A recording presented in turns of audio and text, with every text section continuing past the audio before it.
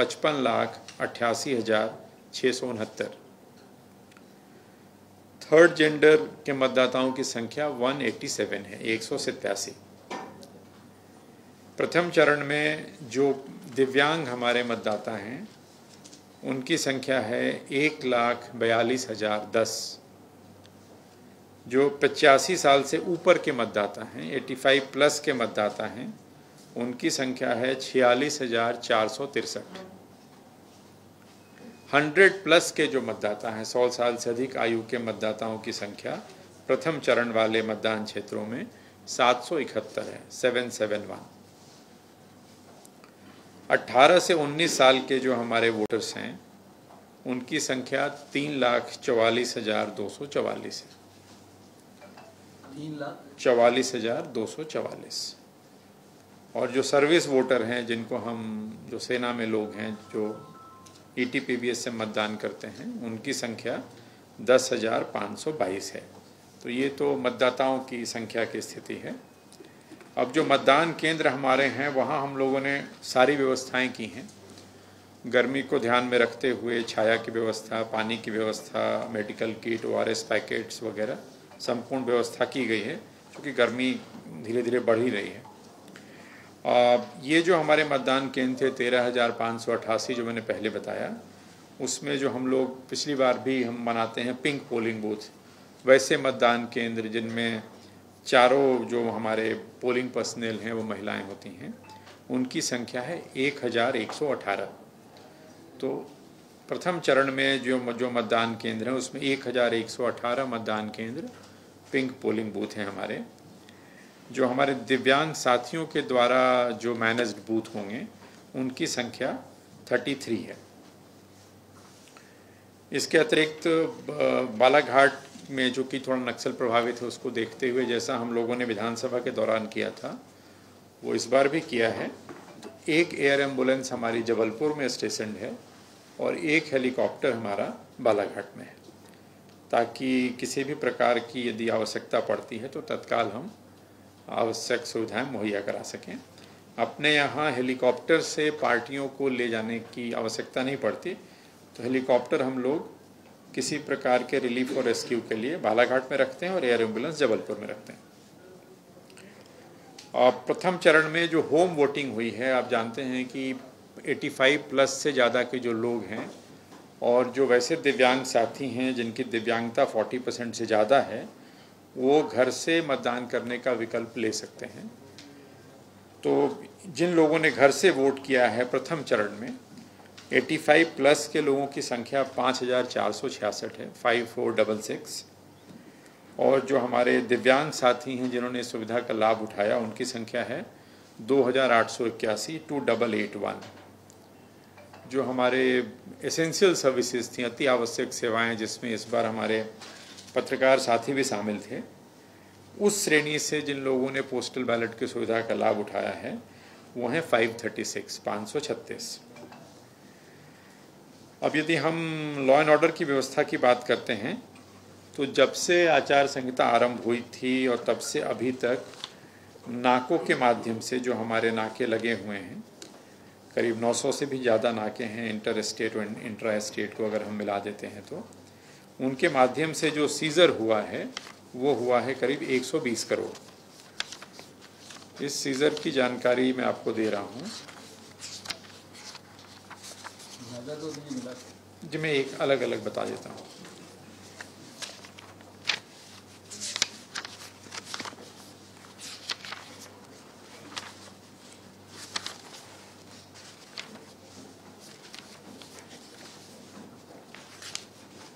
है क्या प्रवास आपके पास? पता नहीं मुझे। इसमें जो नगद है वो है 18.46, राउंड फिगर में 18 करोड़ कह सकते हैं। अगर आप पूरा लिखना चाहें तो वैसे आपको सर्कुलेट भी कर देंगे। 18.46 है नगद, जिसकी वैल्यू है। लिकर मतलब अवैध शराब जो पकड़ी गई है वो है 29.38, लगभग 30 करोड़। जो मादक पदार्थ हैं उसकी कीमत है 20.86। जो प्रेशियस मेटल्स हैं उनकी कीमत है 9.96। और फ्रीवीज और अदर आइटम्स हैं, उनकी है लागत 42 करोड़ के आसपास। टोटल 120 करोड़ का सीजर है।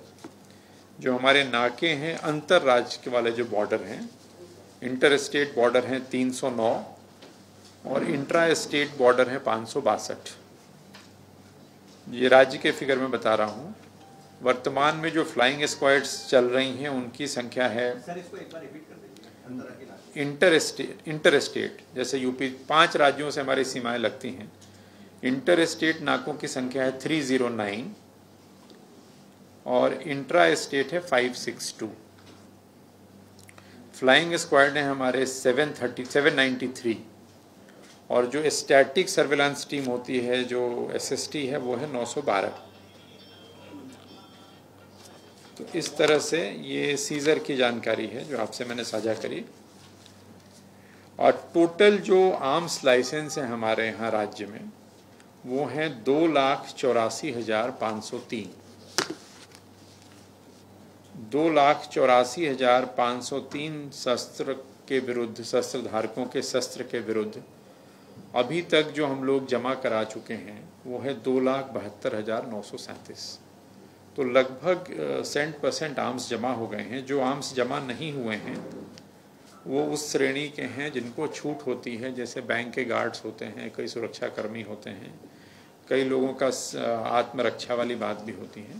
तो आर्म्स जमा कराने की कार्रवाई लगभग पूर्ण है। थोड़ी बहुत बची है, कुछ जिलों में 3rd या 4th फेज़ वाले होंगे, वहाँ भी चल रहा है।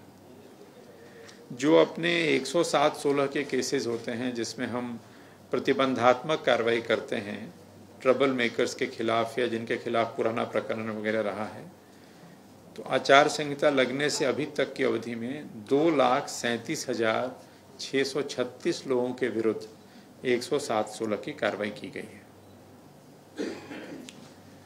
इसी प्रकार जो पुराने वारंट हमारे लंबित हैं उसमें से 41,000 वारंट्स की तामीली की गई है, जिसमें परमानेंट वारंट भी हैं और अरेस्ट वारंट भी हैं।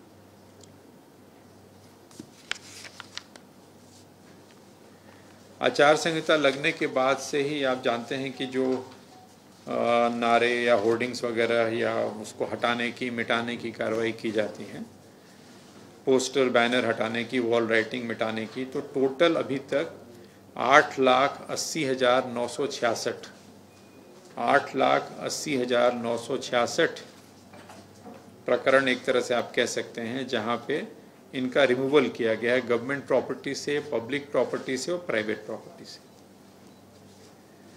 FIR जो टोटल दर्ज हुई हैं वो है 922 अभी तक, जिसमें आचार संहिता के उल्लंघन के मामले हैं, ये डिफेसमेंट के मामले हैं, गाड़ियों का मिसयूज़ का मामला है, लाउड स्पीकर के वायलेशन का मामला है, बिना अनुमति के सभाएं करने का मामला है, इंड्यूसमेंट का मामला है। तो इन सभी को मिला करके टोटल 922 प्रकरण FIR दायर किए गए हैं।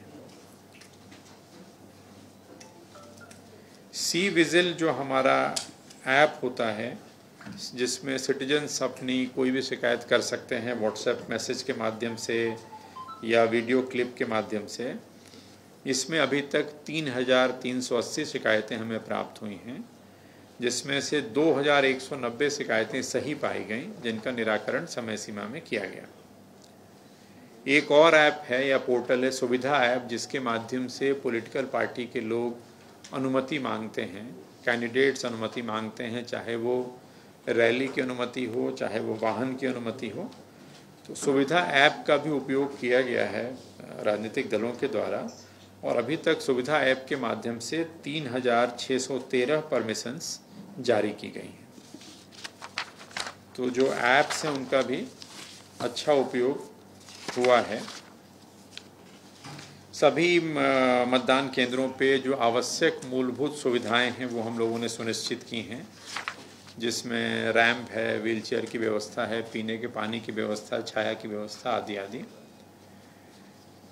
1368 सेक्टर ऑफिसर्स हमारे प्रथम चरण के लिए काम कर रहे हैं। लगभग 10 मतदान केंद्रों पे एक सेक्टर ऑफिसर्स हैं जो लगातार उसमें भ्रमण करेंगे और प्रयास ये होता है कि आधे घंटे के अंदर वो हर मतदान केंद्र को एक बार टच करें, तो सेक्टर ऑफिसर की टीम चलती है, सेक्टर पुलिस की मोबाइल चलती है, सेंट्रल फोर्सेज हैं, सभी के माध्यम से प्रयास है कि पीसफुल मतदान, फ्री और फेयर मतदान सुनिश्चित किया जाए। वेबकास्टिंग एक बहुत इम्पॉर्टेंट चीज़ है। आप जानते हैं कि मतदान केंद्रों पे हम लोग वेबकास्टिंग के माध्यम से उसकी स्ट्रीमिंग करते हैं, उसकी मॉनिटरिंग करते हैं। तो जैसा मैंने पहले बताया था कि कुल मतदान केंद्र 13,588 हैं। उन 13,588 मतदान केंद्रों में से 8,059 मतदान केंद्रों पर वेबकास्टिंग की व्यवस्था इस बार है। इस बार एक नई चीज़ और हम लोग कर रहे हैं कि कई मतदान केंद्रों पे अभी तक हम वेबकास्ट जो कैमरे थे हम अंदर लगाते थे, कई मतदान केंद्रों पे इस बार हम कैमरे बाहर भी लगा रहे हैं ताकि क्यू मैनेजमेंट में हमें आसानी हो। और ऐसे लोकेशंस जहां 2 या 3 से ज़्यादा मतदान केंद्र हैं वहाँ पे हम उसको ये भी देख सकें कि बाहर में कोई गलत या गड़बड़ी की आशंका है उसको समाप्त किया जा सके। जो हमारी एमसी कमेटी है जो राज्य स्तर पे भी है और जिला स्तर पे भी है, जिसके माध्यम से अभी तक 23 विज्ञापनों को प्रमाणित किया गया है। मतदान प्रतिशत की जानकारी के लिए अपना ऐप है, वोटर टर्नआउट ऐप, जिसके माध्यम से वोटिंग परसेंटेज की जानकारी लगातार मिलती रहेगी। आपके माध्यम से ये भी मैं बताना चाहूँगा कि वोटर आईडी कार्ड के अतिरिक्त और भी 12 प्रकार के वैकल्पिक दस्तावेज हैं जिनके माध्यम से व्यक्ति वोट कर सकता है। तो यदि किसी व्यक्ति के पास कोई वोटर आईडी कार्ड नहीं है या उस दिन नहीं मिल रहा है या गुम हो गया है तो उसको चिंता करने की ज़रूरत नहीं है। वो अपने Aadhaar card, PAN card, driving licence, MNREGA का job card, passport, passbook, pension दस्तावेज, तो इस प्रकार के कई सारे सरकारी दस्तावेज जिसका हम लोग व्यापक प्रचार प्रसार भी करते हैं, अखबार में विज्ञापन भी देते हैं कि यदि आपका नाम मतदाता सूची में है और किन्हीं कारणों से वोटर आईडी कार्ड प्राप्त नहीं है या खराब हो गया, नहीं मिल रहा है, तो चिंता नहीं करें। QR जो अभी आ रहा है उस पर, तो उसके माध्यम से आप वोट कर सकते हैं। मतदाता पर्ची का वितरण सभी जो फर्स्ट फेज़ और सेकंड फेज़ में चल रहा है, फर्स्ट फेज़ के तो सभी का वितरण हो गया है क्योंकि कल मतदान है। तो जिनको इसमें भी एक चीज़ स्पष्ट होनी चाहिए कि यदि किसी को मतदाता पर्ची नहीं मिली है तो उसको इस बात से उसको ये भ्रम नहीं होना चाहिए कि यदि मतदाता पर्ची नहीं मिली है तो वोट नहीं कर सकता है। वोट करने के लिए आवश्यकता है मतदाता सूची में आपका नाम होना। मतदाता पर्ची हम लोगों ने हर व्यक्ति तक पहुंचाने का प्रयास किया है। जैसा भी आप पूछ रहे थे, तो मतदाता पर्ची में QR कोड है। यदि QR कोड आप स्कैन करते हैं तो उसके माध्यम से भी आपको जानकारी प्राप्त होती है कि आपका बूथ कहाँ है, आपका कौन से नंबर पे नाम है, मतदाता सूची में की डिटेल्स क्या हैं, कौन सा मतदान केंद्र है वगैरह। जो हमारा पोलिंग परसेंटेज रहा है पिछली बार का,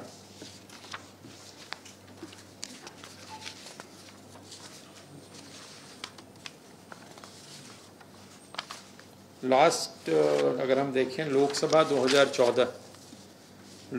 2014 में जो हमारा पोल परसेंटेज था राज्य का वो 61.57 था, काफ़ी कम था। लेकिन 2019 में वो 61 से बढ़ के 71 हुआ। पिछले लोकसभा चुनाव में हमारा जो वोटिंग परसेंटेज था वो 71.16 था।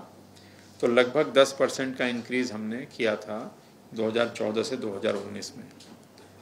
4 महीने पहले हमारे जो विधानसभा के चुनाव हुए थे उसमें हमारा वोटिंग परसेंटेज 77.82 था। हम लोग प्रयास कर रहे हैं कि विधानसभा में जो वोटिंग हुई थी कम से कम उतनी वोटिंग हम वहाँ तक पहुँचें या पिछली बार की तुलना में 71 को हम एक्सीड करें। आपके माध्यम से ये भी अपील करना चाहूँगा सभी मतदाता साथियों से कि कल जहाँ भी मतदान है, जिन 6 संसदीय निर्वाचन क्षेत्रों में कल मतदान है, तो अनुरोध करना चाहेंगे आप सभी से कि कल वोट जरूर करिए। प्रजातंत्र में वोटिंग राइट का उपयोग करिए।